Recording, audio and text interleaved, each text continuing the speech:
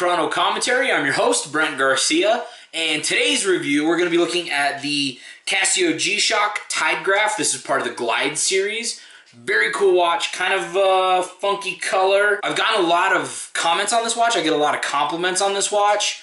It has a lot of functionality, some of which I don't use specifically. To be honest, I mostly bought it because I wanted a really funky color G-Shock. Now it does track moon phase, it tracks tide graphs, it's really cool. There's a lot that goes into it. I'm not going to get into all of the specifics because you have to program it specifically for your region, but I will put the link below that kind of explains all of that, and I'll get into the basic functionality of the piece. All right, let's get into it. Well, all right, guys, let's get right into this. This is the G-Shock Glide series, G-Lide. The Tide Graph, I didn't show you the box on this one because it is exactly like the box for my other G-Shock video. I will post that link below.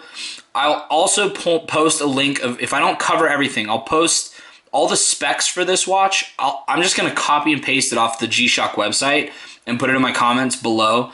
So if you want to take a closer look at the alarm or anything like that, that will be available for you. But really, I wanted to just show you the watch, show you what it looks like on, and go over some of the basic functionality and the basic features of this. So right here you can see the moon phase. You can see the tide levels. Now, for me, like I said, I bought this because I liked the color and I liked that it was all digital. And I like the functionality of the G-Shocks in general with the alarm clocks, with the world time. For me, I live in New Mexico, man. I live in the high desert. I don't surf around here. I don't go scuba diving. I'm not near big bodies of water. So for me, this was mostly aesthetic. So for you guys that are active surfers, click the link below and it'll walk you through a little bit more in depth how all of this works. But anyway, so in general, this works a lot like the last G-Shock I reviewed, where there's a mode, an adjust, a reverse, and a forward button here. The reverse button is also your light, and you can see that I have lighting on my desk right here, and you can see how bright this LED backlight is. It's really cool. Super easy to read at night. So right now we're in the home mode, the home time mode, which is 10/13/55, Wednesday the 19th. I don't actually think that that's correct. There is the tide mode, which is, it toggles between tide and moon. And then you can scroll through dates kind of on here. So you go in 3/22 and it's showing that moon phase on the side for what we're looking at. There's 3/4 moon, and then we've got full moon right there. Same thing with the tide graph. You can go through the tide graph and go hour by hour, and it'll show you peak times, high and low tide throughout the day. Now this is all set up through your latitude and longitude, which I can show you in a moment. This is the world time, and this works the same way. You just scroll through, pick your time zone, and you are good to go. Stopwatch works like stopwatch. Start, stop, and then that one resets. And then timer works just like the last timer. You hold down the adjust button to set it. You can adjust your time here, and then you hit the mode button, and it'll go to our next option, which is hours, minutes, seconds. This is your straight countdown. There's your looping countdown, and then it will give you the option for turning your alarm on or off. And again, to toggle through these, you just hit your mode and then use these to select what you want to do. And then the adjust button again will set you back out, and your actual alarm or whatever your functionality, whatever you're working with, will be fully set. There's the alarm, works the exact same way. And then back on home time. So time out. So, and then back on home time. So now we've got the day, the date, the time, and lighting,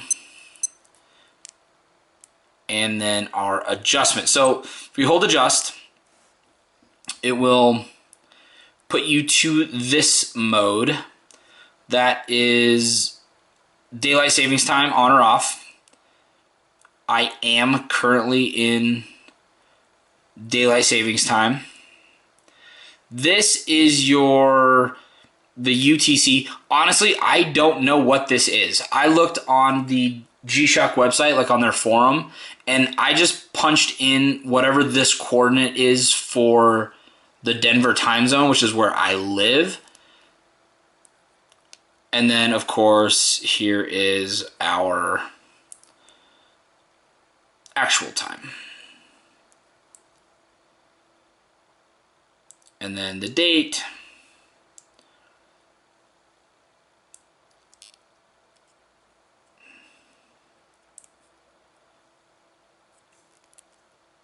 And there's longitude. So there you go. Essentially what you need to do is when you get to the longitude portion, you can go online. There's several ways you can look up your longitude in your area. Plug that in. It'll sync it up for your moon phase and for your tide chart. And then, like I said, I don't use a whole lot of that functionality. I wanted to show it to you guys so if you are interested in that, you can learn a little bit more. You can figure it out. But I wanted to show you the watch in general, show you a little bit of what it did. And if I missed anything, or if you guys want me to figure out more for you, if you start looking into it and you're like, man, I just can't figure it out, then I'll figure it out and I'll do a video on that. But, you know, I figured a lot of guys that use that would use those types of features will probably know better than I would. So there you go. It wears a lot like any of the other G-Shock models in any of these series, but I really do like it. Like I said, this was a self-purchase. I just got it because I liked the color. There you go. I hope you found this quasi useful. If not, then I'm sorry. But until next time.